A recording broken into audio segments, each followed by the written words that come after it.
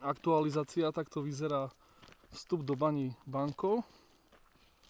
A v podstate môžeme sa poďakovať všetkým tým deťom, ktoré mi aj posielajú osobne žiadosti, že či nejdeme všetci spolu do Baní Bankov, ale to nie dvaja, traja.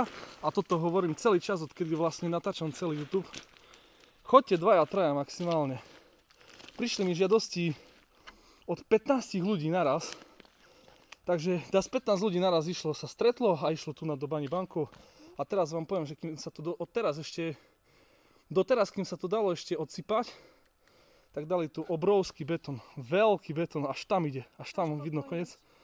Toto už nikto ani neprebúra, ani neodpili. Takže do Baní Bankov sa už nikdy v živote nikto nedostane.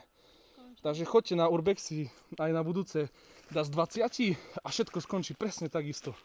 Ste skvelí. A tiež veľa ľudí sa pýta, že kde to je, kde je vstup, alebo ako sa tam Ale dostať.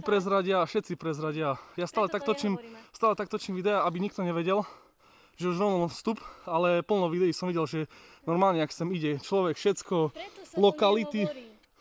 A na facebookových skupinách sa furt ľudia so mnou hadajú, že prečo neprezradím lokalitu, že čo robím v tej skupine potom Urbexovej, že na čo tam som, keď neprezradzam lokalitu. Lebo toto je dôvod, prečo neprezradzam lokalitu.